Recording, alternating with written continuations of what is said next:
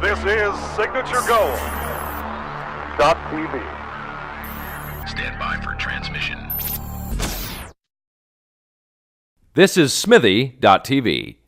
I've eaten lots of food, I've had lots to drink, and then I went and took a piss. Then I turned on this podcast that is called Cast This! We had no interest in booking the deceased Charles Bronson, so that is why we booked the very much alive Alexz Johnson. Cast This. Cast This. I'm Ryan Goldhart. I'm James Scott. Our guest today is Alexz Johnson. Hi, Alex. Hello. Welcome. Thank you Welcome for having to me. our quite strange and wonderful place. That was a fantastic We tried song, to create a magical world every time that we do a show. and it's happening. Thank right you before my eyes. for coming into the labyrinth today. The labyrinth of fantasy. Nice. I love that movie. Yes. Labyrinth is a great movie. You remind me of the babe with the power of voodoo. Voodoo, you do. Wow. Remind me of the babe. I haven't seen Labyrinth. Bowie. Remember? Bowie's Well, in- the whole all you see in the I'm not even gonna say it. Just say it. You don't see Bowie. you definitely It's sort of see- like more of a Ziggy Stardust than it is a Bowie. Yeah. Is that right? It's fantastic. He's awesome. Yeah. You got it. You have to see it. I'll watch You Labyrinth. say you turn around and say, "Oh, you haven't seen Chinatown? You have to see Chinatown. You have to see Labyrinth." Different. Sure. Chinatown. It's Jennifer Connelly. Do you like Jennifer Connelly? Award-winning movie with great director and writer, stars, Or Jim Henson puppets. and David Bowie. Fine. Fine. So hey, Thanks for coming by. You're very busy. Yeah, it's been busy. You're a very busy person. You I know. You do kind of all sorts of things, don't you?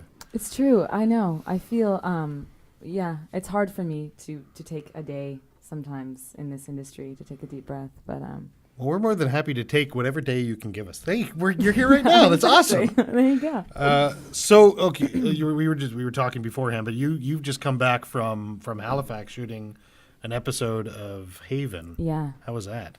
It was great. The cast was great. The crew was fantastic. Jason Priestley, who I didn't even know at the time was going to be in it, was there, and he's also doing that show. What's Call it Me called? Fritz. Call Me Fritz. That's yeah, one of the which- HBO Canada shows. Yeah. Yeah, which is quite funny. So it was just a very good time. Beautiful. Now he's on the Lucky. show, but did he direct the episode? No, not No. this one. No, but he was in it. What character did you play? I played. Her name's Moira. It's very Scottish. Where's that from? Moira. Moira. It was cool actually. The script, it was a very dynamic role for me. I love stuff like that. I love taking those really kind of ballsy roles, either darker, like super emotional. I find that sometimes it's interesting when I'm auditioning. I kind of have a more difficult time going for like the super happy, my humor's quite dry and usually darker than most people enjoy. Right. And I think I just really, really shine in the dark, dysfunctional roles.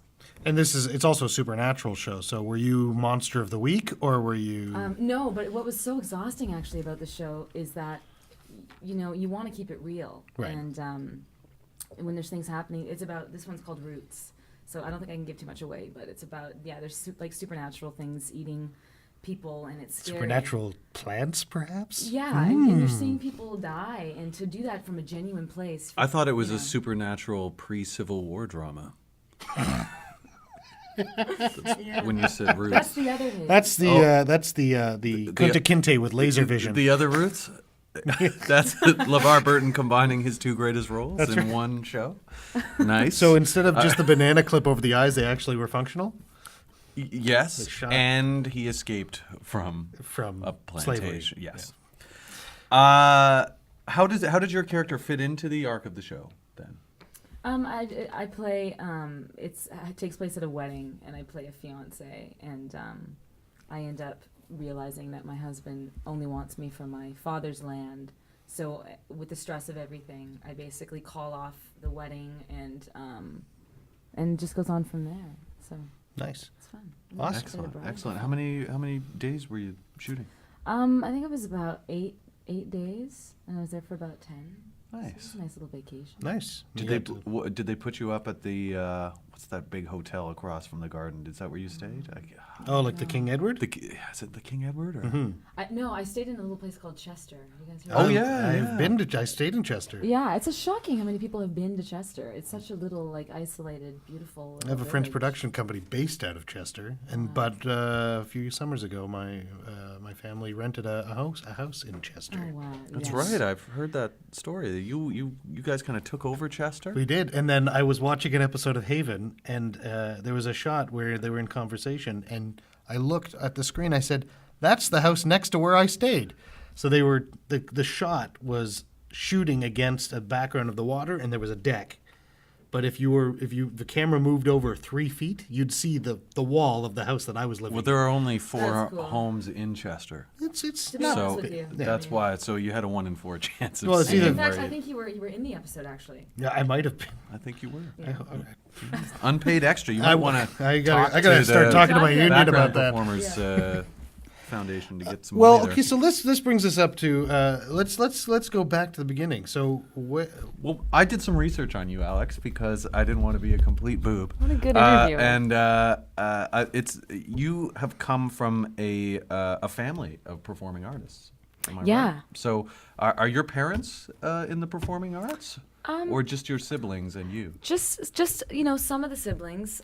My dad definitely was. He was a karate instructor his whole life, and it was very artistic. Karate's. There's something about it I find just incredibly artistic in a similar industry, in that you have to go out and forge your own way and build your clubs, and so I think I get the artistic. he had multiple dojos.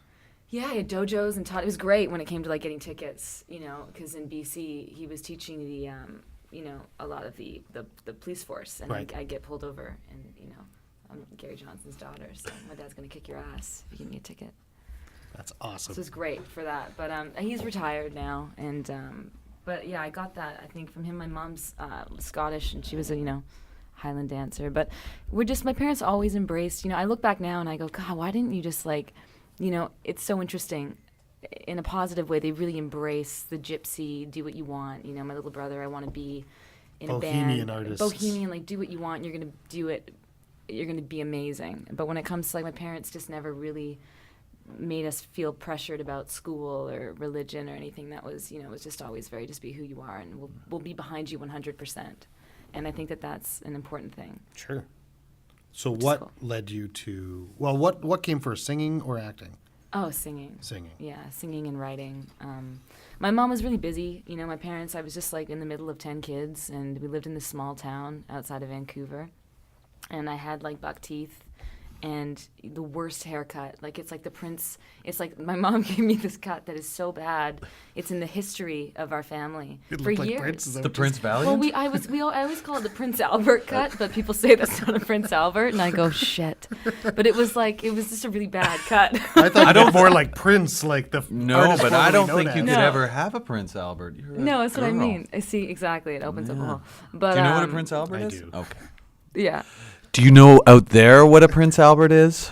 Call in right now. No, I just, Type Prince Albert into Google, and once you get past the Queen Victoria husband stuff, maybe take the what do you call that? The preferences to, like, so that you like there's no security, and then I'm sure there's some photos there. So funny. It's just.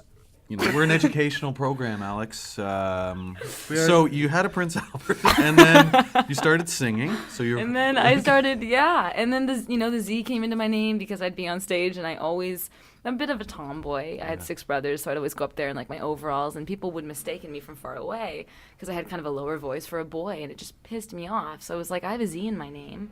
I'm going to keep the Z in my name, so people will know I'm a girl. So that was not added. Did your parents give you the Z? Are you born with the Z? Is that on your birth certificate? Yes, and people ask me that all the time, and I think, Well, what there's kind of some there's some douchebag adds? I added a Q. It's very strange to say Ryan with a Q, but I do. Did you really? I did. Why not? Ryan with a Q. Yeah, it's silent. How do you spell it? Choirn. Really? RQYAN. Is that- Doesn't are you- everyone write it that way? Are you joking? Maybe. He is. See, it's so funny. Like, people ask me all the time if that's But like. there are certain performers who, in order to separate themselves from the pack, they say spell a normal name bizarrely to just Yeah. so that Angela is now all of But a sudden Alex could have also been ANNJELA, short for something and therefore- But yeah. I'm just to add some individuality. Yeah. No, because I feel very. I feel a lot of. I feel sorry. Not sorry, but my brother Matthew David Johnson, and he's a writer in Vancouver, and he says, "Thanks, Mom. Like you really couldn't have given me any more of like an Anglo, like Matthew David Johnson." He can call himself MD. Yeah, that's true. MDJ. MD Johnson. MDJ. MDJ. MD Joe. Yeah. MD John. MD Joseph. That's MD on the John. house. That one's on the house for your MD brother. Jolson. So Matthew David, there you have a new name. Yeah, there you go. So you started singing, Mm-hmm. and then how did you start discovering your talent as an actor? I went to an agency at like 12, and I said I want to sing, and he said, well, I don't, I'll try to help you in that. He sent me out on some auditions. I got a couple commercials, and then I landed the lead of a Disney show. Out What was of that? What was that nowhere. show? It was called So Weird, and Henry Winkler was the executive Oh producer. wow. The Fonz. The Fonz. And I was just flown down to LA, and I got to sing on the show, and I did the whole screen test with like 4 of the girls, and I got it. And then I did that, and then I took a break from acting for a bit. Went to school. I missed school. Played basketball and like did my thing for a while, and then I started auditioning again. And but I was writing a lot with my brother in the basement. My brother Brendan is a talented producer, and he's been a part of this journey with me for a long time. And we just started writing songs, putting a towel over my head to block out noise, and we would write constantly. And then we were sending off our demos. I had a manager in Vancouver, and the demos got huge feedback. And then all of a sudden we were doing a showcase in New York City in front of Steve Lillywhite, who like co-produced Joshua Tree and like all of Capitol and all of Hollywood Records. And we had about 3 offers on a bidding war, and it was just me and Brent Acoustic on stage. And then I signed with Capitol because of Andy Slater. And I just thought he got the songs, and I was a big fan of Fiona Apple, and he took her under his wing. And then, anyways, the story goes on and on and on, and I ended up signing with Capitol, and that deal went sideways because it always has to do with just the business aspect of things. If the person who signs you, if their position is shifted in any way before you've had your album out, you're not going to really get your album out. Does that negate basically all of the negotiating and lead up to what would have Everything. happened? Oh yeah. I mean, and after that, I went to London with Capitol and all that.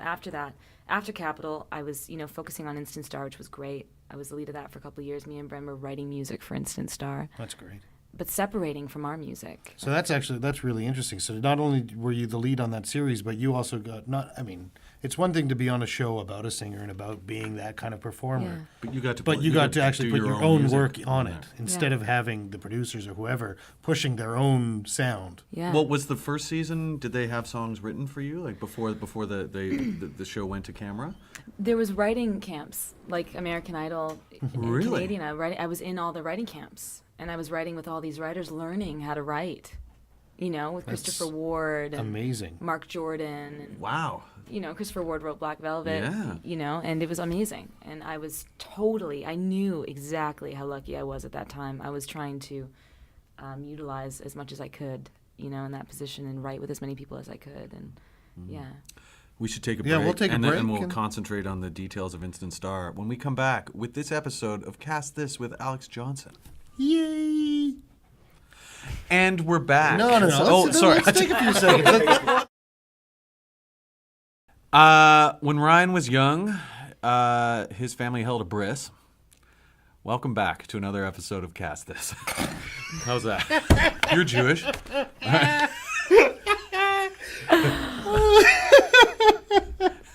You said you just saw Supersize Me the other day. I've been on a huge So we're doing Circumcise Me. circumcised. I'm on a now. huge documentary kick right now. Yeah, so that's good. That's good. all I'm watching. I don't know. is Can you use that? You can't use that commercial, can you?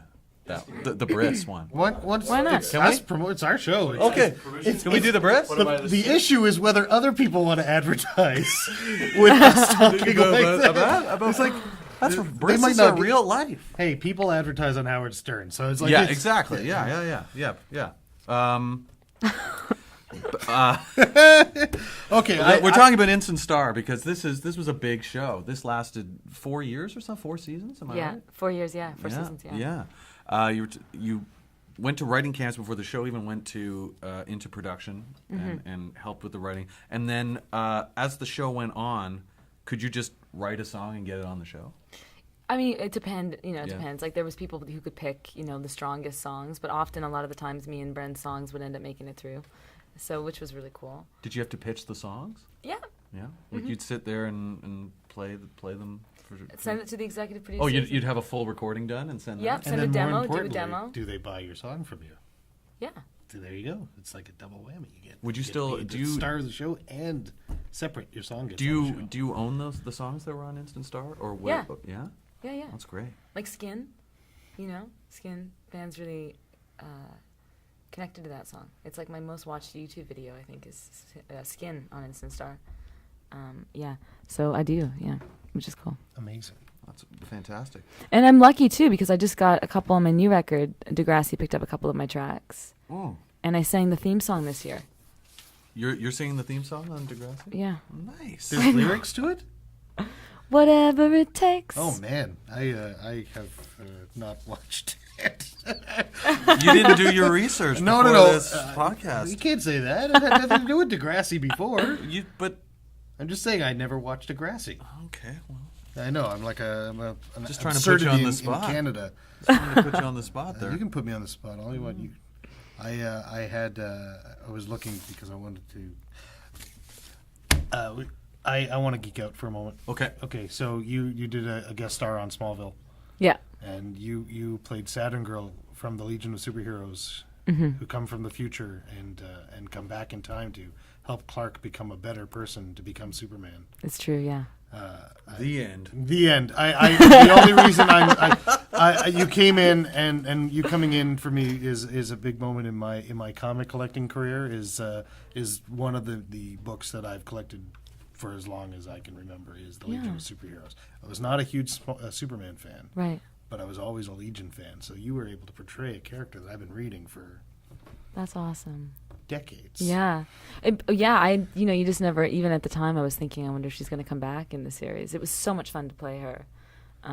It's too bad because I mean for me I get to I've read a comic reader signed so I at least have an educated knowledge of the history of the characters and those characters were actually a big part of Superboy. So I mean this story is about a guy who's becoming Superman Right. and eventually Yeah. he'll put on a costume, fly away, which It's kind of finally happened in the last episode. So does that mean the show's done? Show's over. 10 years and 100 plus episodes in the bank, and they are solid for syndication. Yeah. So, Yeah, absolutely. yeah. Yeah. But tell me, what was it like being on the show? Like, was it fun? Like, was the character like? Oh, well, I mean, Callum Worthy and Ryan Kennedy were a part of the Legion with me, and they're great actors. They were awesome. It was really fun. It was just, I definitely felt like I had a role to play. Like I had shoes to fill, for fans. Because there's a lot of really, I get people coming up to me, being like, you were on Smallville. And it's a different thing than Instant Star, than anything else I've ever done. People really study, and there's a history to the show, the comic books. Yeah. So, I definitely took it. That has a very seriously. loyal fan base, the Legion. Like, on its own. They have a very loyal fan base. And they are a book that's been canceled over and over and over again because they don't have the sales, because that loyal few of, maybe, 10 or 20,000 people is not normally enough to keep a book going. Right. When they used to sell millions of issues of certain books. And so, it would get canceled. But then because the fan base was so loud, they'd bring it back. So they had to bring those characters in, and so I'm ecstatic that you got to be that part. Yeah, it was really cool. And I didn't expect it. Just I was in Vancouver at the time, and an audition opened for it, and I was like, I'd like to do it. It was fun. And you're saying it's very posy, like you have to constantly be you have to focus on strength, being because you're not a human being, you're a superhero. Yeah. So it's like the way you sit and move and the way you speak is it's just different. It's like your eye contact is different. You're not like a human. Right. right? And you have to remember that. And every way that you move and walk into a room, you're constantly looking like a superhero. It's not normal conversation. So if you have an idea, you sort of look off, and even though you know you're talking to someone, you're not looking directly in their eye. But as a superhero, your contact is directly with your audience. Exactly. Kind of like being someone on stage. You have to connect with your audience. Yeah, exactly. You have to kind of like. You're already a superhero. Oh yeah. Power's guitar. No. I know. I need a name. Alexz Johnson Alex. with a Z. Alex with a Z. Or a soft T. I like the soft T. Alexz Alex. Johnson. Instant Star lasted for. I'm sorry. Are we done with? No, Smallville? I just wanted to. I don't mean. Please. I've never seen that show. How long was your arc on Smallville? Is it a one episode? It's or an episode. Really? And this is an important character in the In the whole arc. in the arc of the books that you've read. Yes. And they whittled her. Down to one episode in the last season. Those bastards. Yeah. Wow. Spin-off feature film. You hear me? Yeah. Producers of Smallville. Feature film.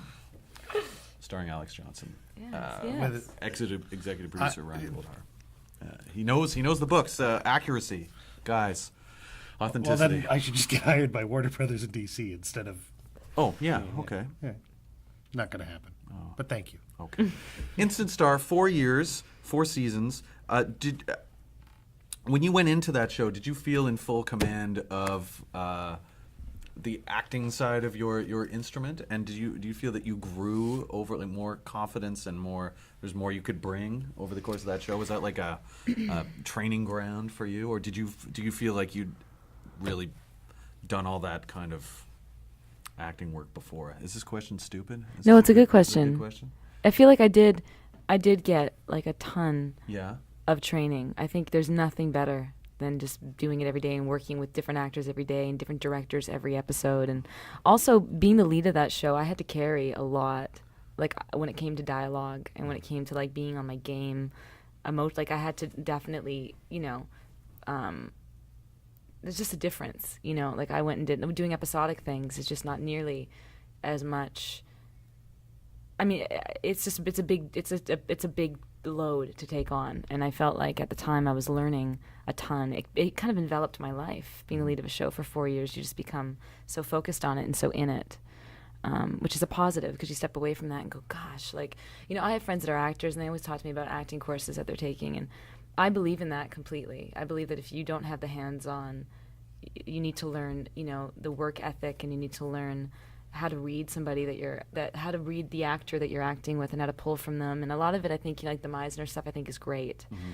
But it really just is getting in there and doing it and messing up and learning and watching yourself. Mm-hmm. And right? So I feel like it was a huge training. Huge. Yeah, it must have taken over your life, particularly if you were providing the music for the show too. Well, if it's one thing if you're guest starring on a show and then you're just falling into a formula, but in this case you were the formula. It's interesting, yeah. And actually you'd be fleshing out like that character would be becoming more and more of a real person over the course of those 4 years. Exactly. And they started getting my humor. The writers started kind of. It's interesting. It's really fun. Like they would know your strengths as and I see that they would do that like on Friends. You watch Friends and you watch shows. What they're doing is they're getting to learn your jokes and the things that you say and your humor. Initially, it's the personality of the creator and the writer who starts it off, but then the actors who are there are really that's who the audience wants. Well, that's who brings life to the part. Yeah. We should take another break. Sure, we'll take it. We'll be right back with more Alexz Johnson on Cast This. Cast This. Ba-da-ba-ba-da-ba. It's like inside the actor's studio, but it's different. Obviously, it's like it's coming from a different. Real. It's exactly. Do you know what I mean? It's Yeah, not like exactly you're sitting right. in front. This is a. It's a cool. real, It's you guys asking are questions. friends, and you're. And I'm not going, Alex.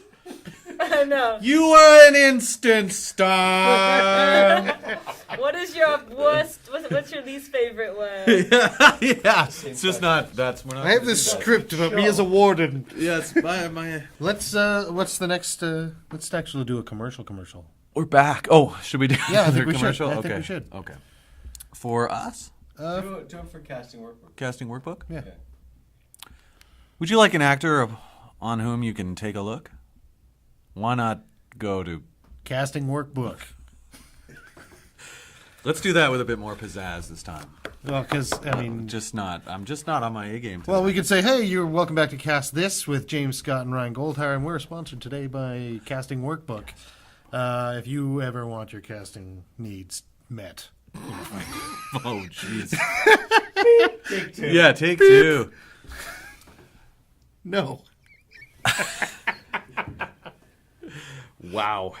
So, Sorry. welcome back to Cast This. Welcome back to Cast This. Today we're sponsored by Casting Workbook, the actors database in Canada, really the one-stop shop. Yeah, if you want to have your sides or be your casting needs met, you go there for online purposes. If you want yourself seen, if you want your work seen by If you want to send an audition online and it has your hirers. picture and resume attached to it, you would go to Casting Workbook. Unison always works. That Always way you sell works. stuff. Unison. Sold. You know, that's how jazz fusion bands sold their ideas. They just played them very quickly in unison. It's true. My name is Chick Corea. My name is Chick Corea. My name is Al DiMiola. We're going to play very, very fast and in unison right now. Welcome to Romantic Warrior. The fastest, most unison album of all time. It's called Unisongs, and they're all in unison. How much of your songs are all played in unison, Alex? Majority. Yeah. Like everyone in the band is playing the same thing at the same time. It's actually quite amazing to get those beats from the drum. But with a little in- swing incorporated. yeah, I hope so. It's I hope always so, important. Just to give it a little bit of that natural heartbeat pizzazz Yeah. that a hit song needs. I'll show you my dance moves later. Will you? Yeah. To jazz fusion? Yes. Okay. Not much different than my dancing for Grateful Dead concerts. There's an element of jazz fusion. There to is. the I Grateful just Dead. sort of move my hands in a forward motion, and then I Yep. flip them over like this. Yeah. And then I do this. But while the whole time, I just sort of I know what you mean. I do Shimmy. that on stage too. Do you do a little bit of I that? do a little do this shimmy, one. and then I kind of I do like the running man. And then I- but my feet don't move. So I go like this. I'm like na na na na na na na na na na na na na na na. You have And to. everyone does this in the audience. I'm like, what the fuck are they doing? And then sometimes their eyes are closed. So so on camera you're going to see anyone listening. Just imagine. Right. That is the jam band audience dance. And that is pounds and pounds of weed. Yes. So okay. Yeah, and other drugs. Yes. Nitrous oxide. We are back with Alexz Johnson. We're talking about jam bands. What's your favorite jam band, Alex? Do you like jam bands? Like bands I like to listen to? No. Bands that jam, will jam. take one song and play it for for 25 minutes. Yeah, do you like any of those groups? I You don't know. listen to those bands. No, I mean I like Dave Matthews Band. Okay. They do that. They do it occasionally. Yeah, they do I think that. they're good. Okay, they do that. Yeah. Okay, so we'll be right back. We were talking over the break about to have a career in this business. As we'll start with as an actor, you need to have so many different skills so that you have something that is viable, economically viable for people to hire you. So you do music, you do acting. Is it an easy road for you to Okay, do from this kind of stuff? in all honesty, Yeah. I think it would be a hell of a lot easier for me if I wasn't juggling both as much as I am all the time. But I don't really have a choice because my survival most of the time in my career has been from acting, where my passion and my love for being on this planet is from my music. So I've been told so many times by agents and people, you should really just focus on your acting, just focus, you know. People feel, there's from feature films to, I feel like in my acting career, there's been opportunities I've turned down for my music.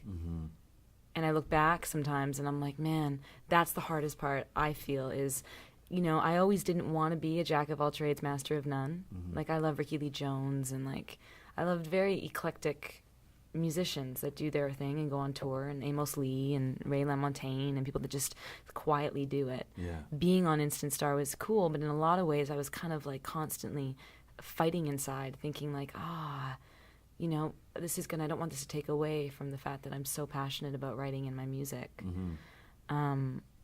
It's a lot of work for sure, and it's a hard thing, you know, because I love acting as well, but juggling both I think is really difficult.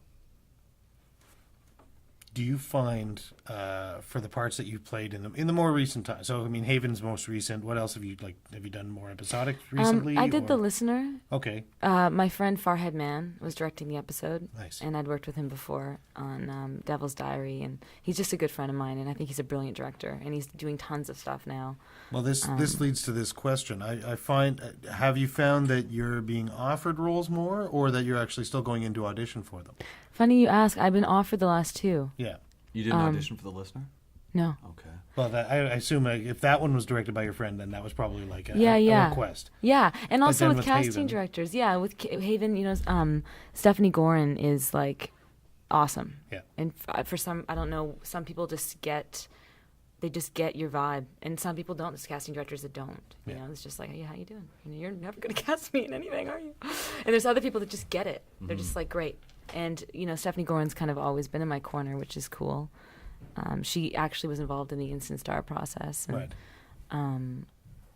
But and on that note, it's great. I think it's fantastic getting to a place. I don't know if I'm going to be offered again. It feels every time it's a bit of a relief for me because, there's only so much you can do with taking classes and, But at the end of the day, auditioning really sucks because on a human level, you are having to prove yourself in front of someone, and that's just something that. If you're a very real actor and if you're being very open and real, it's something that's really hard to do. I mean, if you just go in there and you're constantly with people just pretending to be somebody else, I think that it's easier. But I really don't like auditioning. I do not shine my brightest light in the audition room. When I get a part and I come on set, I'll kill it because I don't have to prove I'm there. I'm just like, let's go. So the hardest part to me is getting there, and it's not being there. Being there is like you're there. That's Peter Sellers. Right? Did he say that? That's well, he was in a movie called Being There, Oh, really? Okay. which is another movie you should see. Yeah. I'm writing a list. Chinatown, Being There, you should see those. They're really good. The Labyrinth. And I'll see. You've seen Labyrinth. That's Oh, for I've seen James. it. I'll see Labyrinth. Write me a list. But yeah, you I'm got to gonna have see. a movie. Being There is one of the best movies. That's Peter Sellers. Peter Sellers is absolutely incredible in Well, that movie. that's awesome. I call that the original Forrest Gump. Yeah, he is. He is. He is. Yeah, Hmm. it's not as showy. It's a little more. No, internal. it's more real, but Yeah, I mean, Forrest Gump had the more comedic level and the very kitschy kind of. And all the special effects. Let's find new places where we can throw him into where, on a personality level, that his character is. I'm gonna see that. That's You awesome. should. It's You need to. it came out on See it DVD just recently. tonight. Yeah, see it tonight in a double bill with I'm going to. Chinatown. Wonderful. Yeah. I think I still have a copy of Chinatown on VHS that I never returned to the video store around the corner from my house. They called once. They said, "You owe us $79." I said, "I don't know what you're talking about." I had $600 at Rogers in LA. Yeah. I went there. I just was like, hey, I just opened up a new account though. That's all I did. I was like, what do you mean? Yeah, I've owed $200 in library fines before. $600? Books just You slip find down that under the amazing? bed. Isn't it amazing that they charge you a fine for something that you're allowed to take out for free? That's right. But you got to have it back. Other people need that opportunity to take it out, too. I absolutely agree, but then they should just ban you for a month. History of Albanian erotica. Other people want to take that book out. I agree. So, but it fell down underneath my bed. And Well, you had to wait for me to return it. Yeah. well, There that's it true. was. I wanted to keep it. Yeah. I guess. Well, under the mites under my bed wanted to read it. I guess. $200 worth of reading. Albania. Alex, so what's next for you? What have we got? What have you got coming up? What's both music, acting, Music, anything? acting. Anything in your life? What's happening? What's happening? Music, focusing on music. I just released an album, Great. which has been exciting, and I'm promoting it. What's it and called? It's called Reloaded. I did an indie record called Voodoo, and I put that out. And I was playing shows North by Northeast, and Nelly Furtado and her husband, Demo Castellion, who's like Timberland's right-hand guy, came and said, your album's awesome. I want to remix it and put it out. And I was like, sure. Yeah. Is Like, that what I this already- is? Is this a So remix this is album? Voodoo Reloaded. Oh. And it's cool. It's getting picked up. It's getting picked up on my songs are starting to get placed on shows, TV shows, and How about airtime? airtime. Radio's hard. It's a little bit too eclectic for radio, and that's fine. I'm not, you know, at the end of the day, there's so many other ways of getting. I'm top 40. I don't listen to top 40. Right. It's really hard to break that mold unless you have a major label putting you on Pushing every the billboard. crap out of it. Yeah. Do you know what I mean? Yeah. But no, it's doing good. So I'm playing shows this summer, and I'll do a lot of festivals, and I'm hoping to get on a tour. That's my goal. And You book small gigs yeah. on your own, or like you have booking a- small. Oh no, I have a booking agent here in the city. Yeah. But yeah, just like yeah. And I played a gig in Waterloo, which was great. We sold it out, Nice. What venue? which was awesome. I lived in Waterloo for many years. Maxwell's Music House. Oh, where's that? I don't know. I've never heard of that. It's great. It could be new. It could be new. I gotta check. I don't know that if it is though, because there's like band posters all over the walls. Maybe they just renamed it. Yeah, that could be. Yeah. Is it in Kitchener or Waterloo? That's Waterloo, it? yeah. I gotta figure that. I wanna play that myself. Just Yeah, go it's from my really parents' cool. house and go and play that, and then go back to my parents' house. I think you should. I think I should. Then you don't have to drive. No, they can drive me. Why? I have his You- info. you can't I just have his walk info. I around have the with your guy's info. drive- Yeah? I'll He's a get good that guy. from you. Do you want me to give that to you? I have it Yeah. at home. I'll email it to you. Yeah, sounds good. His information is 555-1212. And his street address. is yes. What else did anything else? That's enough. I mean, that's Auditioning. really, I just at the a lot of tapings, which is. It's always, you just kind of send them off there, don't you, to the Yeah. abyss, and you just kind No, of wait what and see. I mean, Cost you I guess $50. the idea of the taping is easier in some way. I mean, it sucks when you're paying for it every single time, but the time is. Where an audition, the nerves are there about proving yourself, but with a taping is you can perfect it and show what you got because It's true. That's true. Yeah, but you also it's a downfall because you're not in there meeting. you're not with being people. seen, You're not being shaking their redirected. hands. You don't really know what they want. Exactly. oh my goodness, Yes, I'm getting depressed. it's now. real life. This is real life. Alex, it's been such a pleasure having Thank you you here. so much for coming. Is there anything else you want to? Is there? You told me earlier that you had a gig coming up. Why don't you plug that so that Awesome. Yeah. people will come out and see it? So Because we get so many views of this. Yeah, I will. have 2 shows that are coming out. I have a Stage It show, which is going to be live it's going to be broadcasted worldwide on stageit.com on June 22nd. Awesome. And just go to stageit.com. And then I'm doing the Drake on the 27th, June 27th, which is going to be That's a fun. nice room. It's small, but Beautiful. it's really nice. Yeah, I think it's really. going to be good. I'm excited. Okay. Nice. Alexz Johnson, Johnson. Voodoo Reloaded, and 2 great shows that you can catch up on. Cast this, and Instant Star is syndicated, I believe, as well, Mm-hmm. because I was in Italy, and I got to watch an episode of it. Really? And you were saying things like, "Estande quanto sta demanda." But then the song is in But the English. song is in English. How does this work? It's so Yeah, funny. it's like ABBA or something.